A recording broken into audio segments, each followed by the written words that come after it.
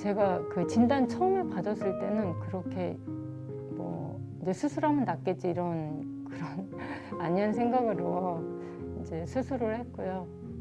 퇴원했다가 3주 만에 결과를 보러 갔다가 전이가 됐다는 얘기를 듣고 그날 밤에 이제 MRI하고 PCT를 찍었는데 이제 그래서 뭐 그때 다학제에서 듣기로는 최대 저 같은 경우는 22개월이고 평균 16개월 살 수 있다고 이렇게 얘기를 듣고 거기서 이제 빨리 그 항암 치료를 어떤 걸 선택할지 저한테 하라고 했는데 제가 그때는 너무 먹먹하고 저 이성적으로 판단할 수도 없고 그래서 이제 그러고 나서 이제 딸님과 교수님한테 메일을 보냈어요. 교수님이 가능성이 임상 가능할 수도 있으니까 와라 그래서 오게 돼서 교수님 만나서 제가 다시 살아난 거죠.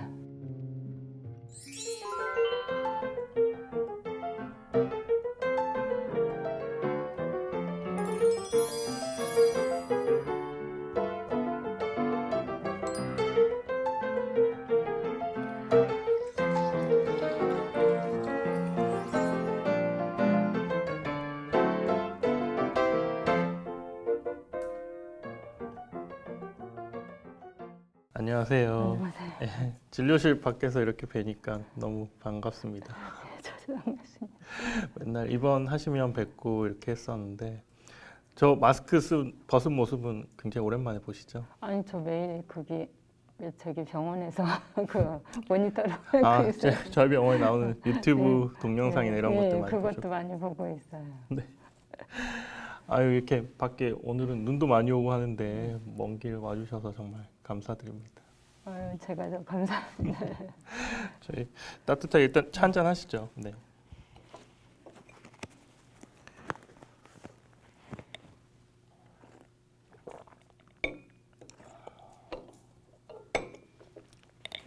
네, 안녕하세요. 저 올해 60된 김입니다. B형 간염 때문에 이제 간암이 발생하신 분이시고 처음에는 2020년 9월 달에 이제 간암이 발견이 돼서 색전술 시술을 2020년 9월 달에 하셨죠. 그리고 이제 10월 달에 그 또 수술을 이어서 하셨고요. 근데도 불구하고 간에 이제 다른 부위에도 암들이 계속 좀 퍼져 나가고 폐랑 복막으로도 이제 전이 소견이 있어서 항암 치료 아마 하자는 말씀을 들으시고 저한테 오셨던 걸로 기억을 합니다.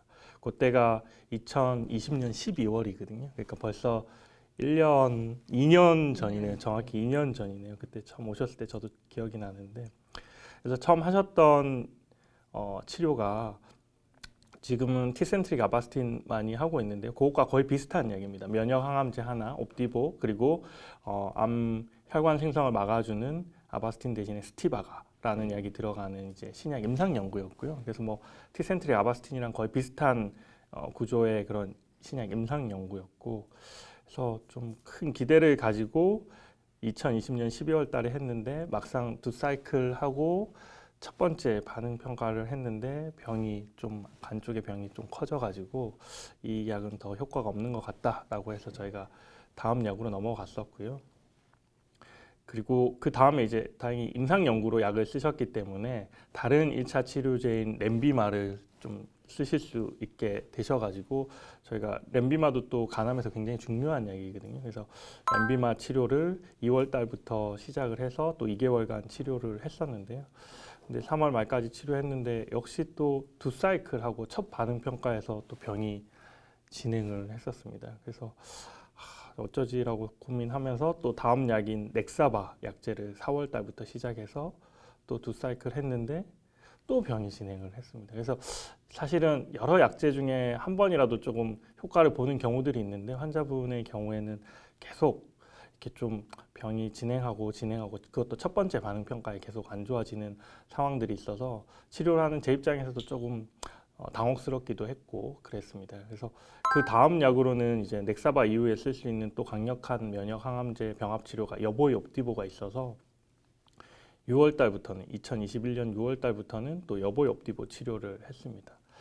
근데 여보이 옵디보도 아니나 다를까 두 사이클 하고 반응 평가했더니 또 병이 진행을 했습니다. 그래서 너무 답답한 마음에 예전에 수술하신 조직도 있고 해서 제가 이 조직을 가지고 유전자 검사를 한번 해보자라고 말씀을 드렸고요. 그래서 보통 폐암 같은 경우는 이런 유전자 검사를 하고 특정한 표적이 있을 때 거기에 대한 약을 쓰는 것들이 좀 많이 일반화되어 있는데, 간암은 아직까지는 이게 보편적인 방법은 아닙니다. 그리고 특정 유전자에 대해서 어떤 약을 써라라는 가이드라인이 있는 건 아니고요. 근데 제가 다만 생각했던 거는 처음부터 1차, 2차, 3차, 4차 약제를 계속 써오는 동안에도 뭐 보통은 조금이라도 멈춰주는 시기라도 있는데, 그렇지도 못하고 계속 첫 번째 반응 평가에서 병이 커지는 양상을 보였기 때문에, 이런 경우는 보통 어떤 특정한 유전자 변이가 있을 때 딱 그 변이를 맞춰서 막아주지 않을 경우에는 병이 진행하는 경우들이 꽤 많거든요. 그래서 이런 것들이 의심이 돼서 제가 한번 이 검사를 해봤으면 좋겠다라고 말씀을 드렸던 거고, 거기서 이제 c-met이라는 뭐 유전자 증폭이 발견이 돼서, 유전자 돌연 변이 중에 하나죠. 그래서 그런 것들이 발견이 돼서 그거를 커버할 수 있는 약제가 우리 간암에서 쓰는 약제 중에는 카보메틱스라는 약이 있습니다. 그래서 그 약을 2021년 8월부터 쓰기 시작해서 굉장히 드라마틱한 효과를 보기 시작했습니다. 환자분도 아마 이거 잘 못 보셨을 텐데요. 제가 이거 사진 한번 보여드릴게요. 그래서 종양 표지자 수치 우리 맨날 물어보시잖아요. 관심 있으신 AFP 수치를 보시는데, 처음 저희 병원 오셨을 때 2020년 12월 달에 18,000이었어요. 그리고 우리 금방 말씀드린 스티바가 옵디보 치료하고 나서는 2달 치료했는데, 사실 수치는 약간 16,000으로 조금 줄기는 했어요.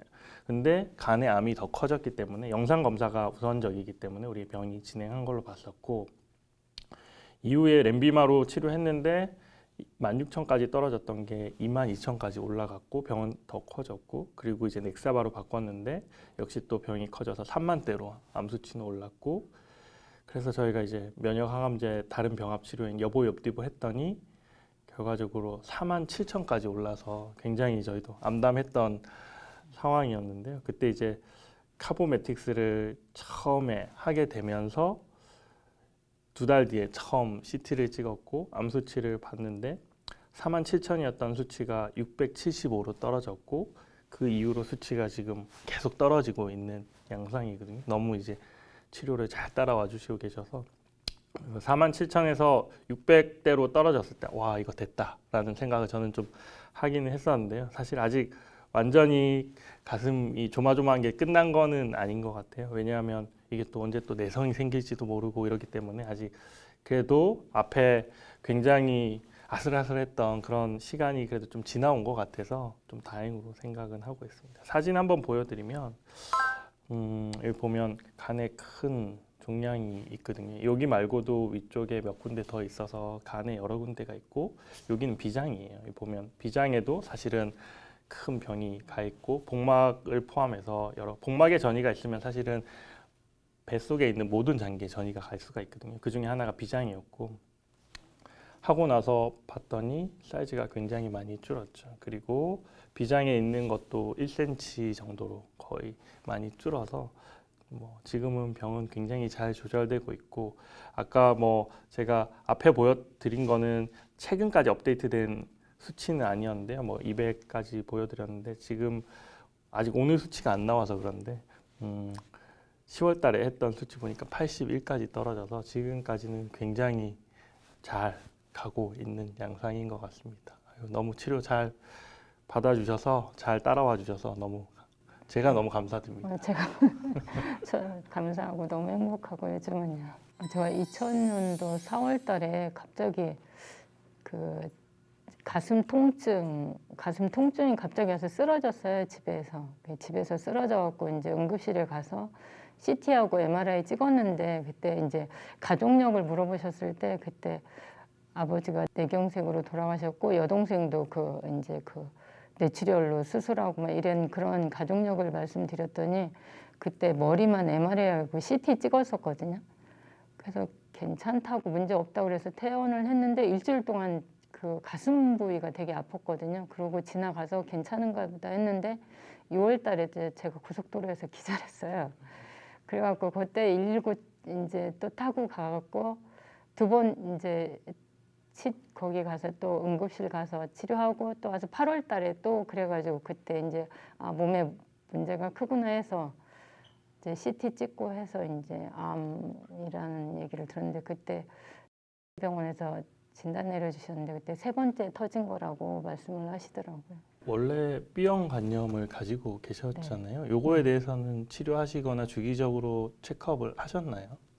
제가 그거에 대해서 예민해가지고 꼭 1년에 한 번씩 암 수치, 복부 초음파. 예, 그런 것도 하고 저 뭐 원래 제가 뭐 술, 담배 같은 것도 좋아하지 않지만 그런 걸 철저히 가리고 그렇게 했는데 좀 성격적으로 예민한 편이라 스트레스를 많이 받나 봐요. 그래서 좀 암이 더 아무리 노력을 해도 발생한 것 같아요. 주기적으로 그래도 계속 체크도 하시고 네, 하셨는데도 네, 이렇게 네. 좀 발견이 그렇게 좀 늦게 됐었네요. 증상이 나타나고 나서 발견을 하셨네요. 그때 제가 그 진단 처음에 받았을 때는 그렇게 뭐 이제 수술하면 낫겠지 이런 그런 아니한 생각으로 이제 수술을 했고요.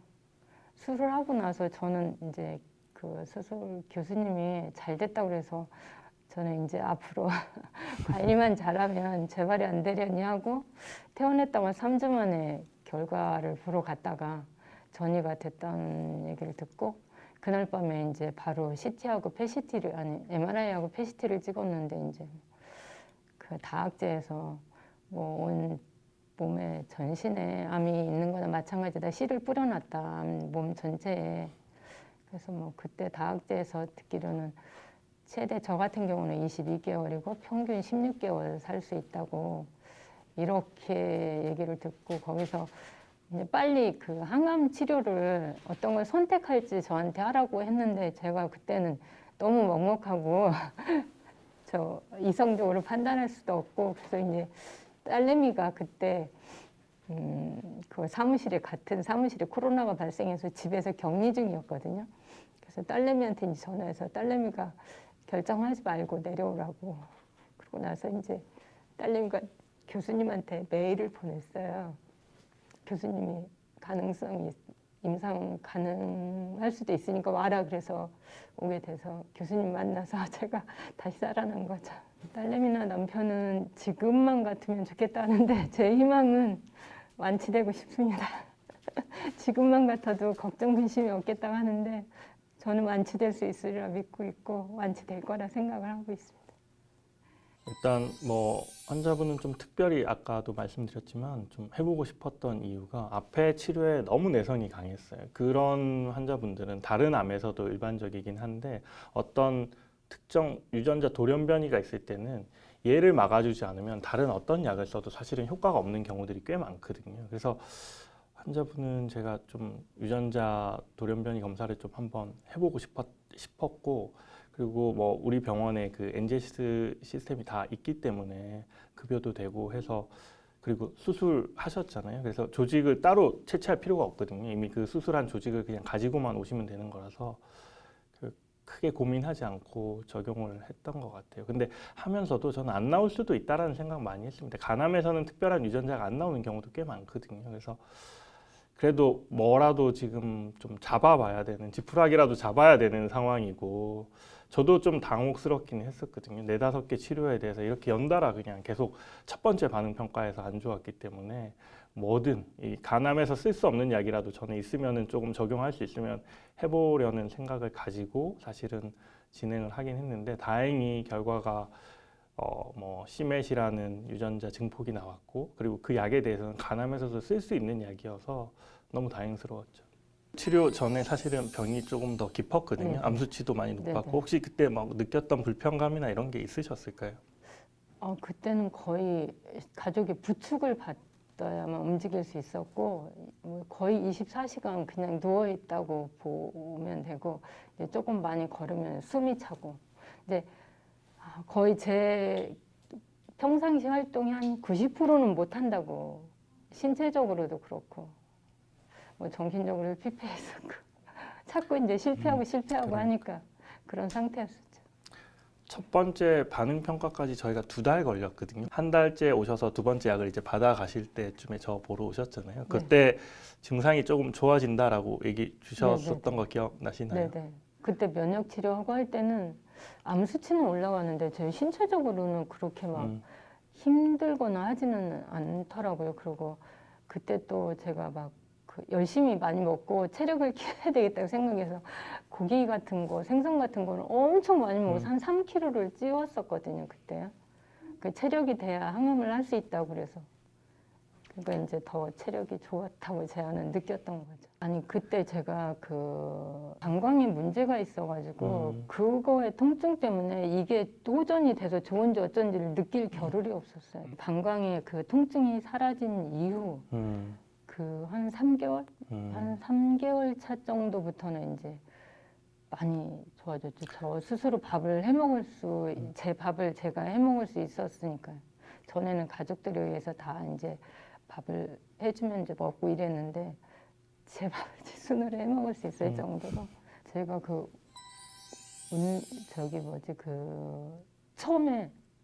처음에는 매일 산에를 하루에 2시간씩 갔다 왔었어요.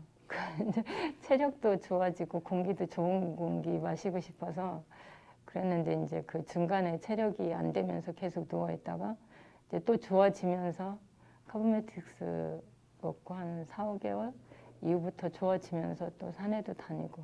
저는 특별히 뭐 딴 환자분들은 막 한약재도 먹고 그러던데 저는 그런 거는 원치 않아서 그런 건 안 먹고 그냥 그 영양제 하나 그것만 챙겨 먹고 열심히 약 처방받아 먹고 처방받은 약 먹고 그 다음에 그냥 식품으로 음식으로 영양을 섭취하려고 그렇게 하는 편이거든요. 자, 잘하셨습니다. 그 카보메틱스가 말씀은 이렇게 하셔도 지금 1년 넘게 사용하고 계시거든요. 그래서 굉장히 좀 어렵다면 어려울 수도 있는 약제, 부작용이 적지 않은 약제라서 지금 벌써 뭐 1년 한 5개월 가까이 사용하고 계신 것 같은데 어떠셨어요? 어떤 점이 제일 불편하시고 이런 것들을 좀 얘기해 주시고 본인 스스로 이런 것들을 극복하기 위해서 어떻게 하시고 이런 것들 얘기해 주시면 다른 한우분들께도 꽤 도움이 될 것 같은데요. 저 카보메틱스를 이제 금식 2시간 이후에 먹어야 되고 또 처음에 권해 주시는 거는 아침 새벽에 일어나서 먹으라고 이렇게 말씀해 주셔서 그리고 카보메틱스 먹고는 신장에 무리가 갈 수 있으니까 물을 많이 마셔라 이렇게 말씀을 들었어요. 그래서 제가 처음에 이제 아침에 물을 이제 먹고 그다음 2시간 후에 아침을 먹고 이제 계속 이제 신장이 이제 처음에 이제 주의하려고 주의 사항을 들었기 때문에 물을 많이 마시다 보니까 설사를 계속 하더라고요. 뭐 이렇게 되고 저렇게 되고 설사를 계속해서 이제 한동안 또 죽으로 먹고 먹었는데도 이제 물을 많이 마시니까 그게 이제 설사가 그렇게 쉽게 잡혀지질 않더라고요. 그래서 나중에는 이제 저녁으로 약 먹는 걸 저녁 시간으로 옮겼거든요. 저녁 5시 반까지. 요즘은 이제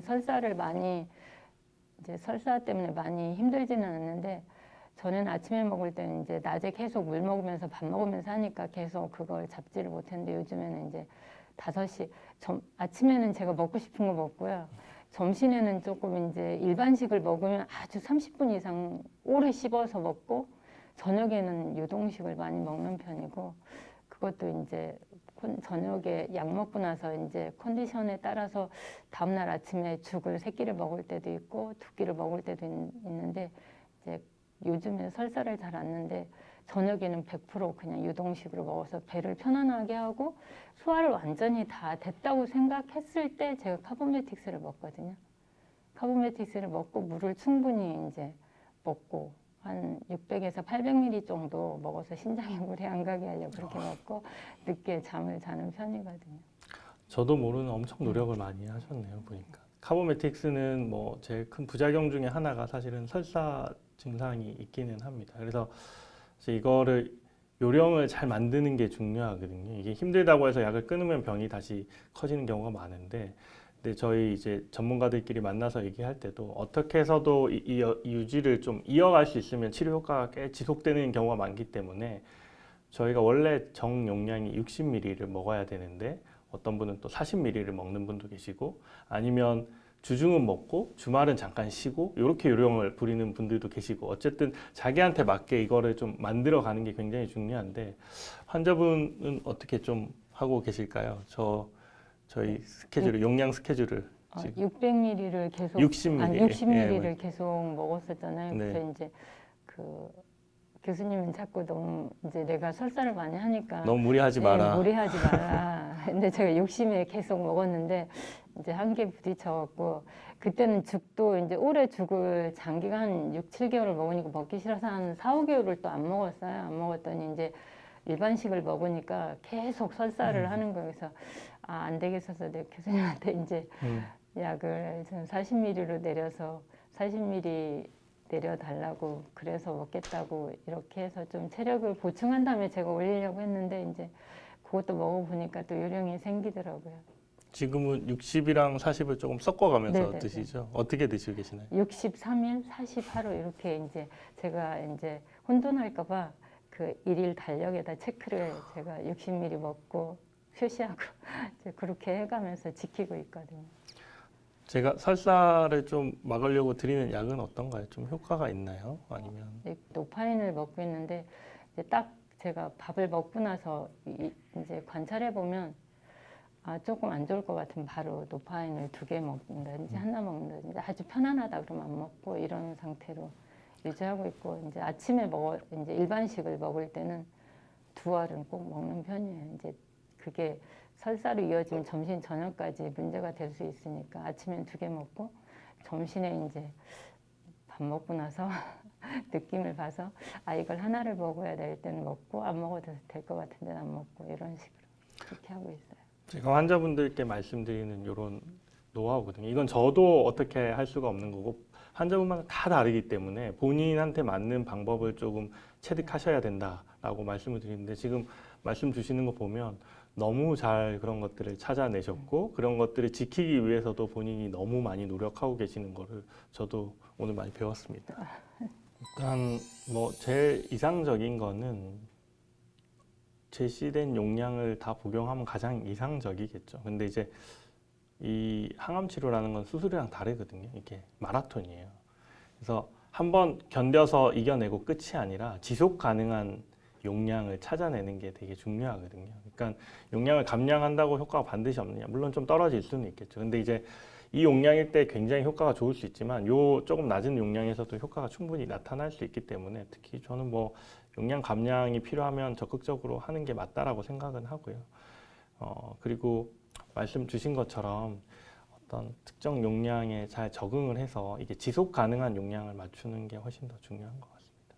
사실 환자분이 이거 제가 뵙기에는 너무 젊으시고 그리고 아마 사회적으로도 하시는 일이 있으시고 해서 사실 오늘 촬영이 좀 부담스러우셨을 것 같아요. 근데도 제가 이제 환자분한테는 조금 간곡히 부탁을 드렸어요. 혹시 다른 분들한테 좀 희망이 될 수 있게 좀 참여할 수 있으면 꼭 좀 부탁드린다라고 제가 부탁을 드렸고요.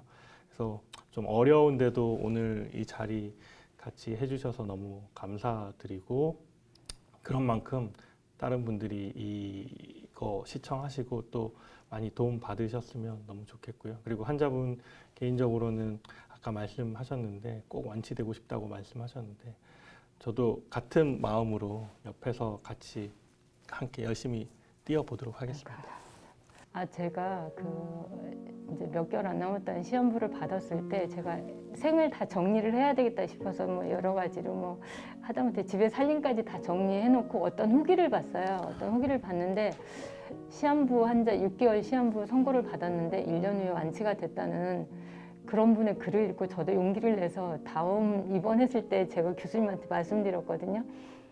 교수님 저 살 수 있을 것 같아요. 이렇게 말씀을 드린 적이 있어요. 근데 제가 이제 정말 최악까지 갔다가 지금 너무 많이 좋아져서 일상생활을 거의 하다시피 해서 내가 교수님께도 저 행복해를 몇 번 말씀드렸었는데 마음먹기 나름인 것 같아요. 제가 그때 몇 달 안 남았다고 했을 때 희망을 안 갖고 포기했으면 저는 이 자리에 없다고 늘 가족한테도 얘기하고 지인들한테도 그렇게 얘기하거든요. 그래서 제가 그 한 분의 후기를 보고 저도 이분이 하셨으면 나도 할 수 있다 이런 자신감을 얻었기 때문에 저 정말 끝까지 갔었는데요. 제 스스로 움직일 수도 없이 가족 양쪽에서 부축받을 만큼 어려운 상태까지 갔었는데 저 이렇게 건강하게 일상생활을 유지하거든요. 절대로 희망을 잊지 마시고 용기를 내시고 자신감을 갖고 임하시면 전 나을 수 있다고 생각을 하거든요. 그래서 제가 병원에 입원했을 때도 식사를 안 하시려고 하시는 분, 이러신 분한테는 제가 꼭 가서 말씀드려요. 일단 먹어라. 먹어야만 힘을 얻어서 싸울 수 있으니까 일단 잘 먹고 우리가 이렇게 우리 마음가짐, 그러니까 내가 할 수 있다는 그 자신감을 가지면 정말 살아날 수 있으니까 나보다 더한 사람, 나보다 더 나빴던 사람이 있지 않다고. 정말 끝까지 갔던 사람이 길을 제가 너무 빨리 죽었던 사람인데 나 이렇게 매년 행복하고 웃고 있지 않냐. 저 환자들한테 계속 이렇게 희망을 주고 싶거든요. 저를 너도 이렇게 죽기 전에 살아난 제 고바탕에는 할 수 있다는 있었던 거. 희망을 열심히 해서 모두 완치됐어요.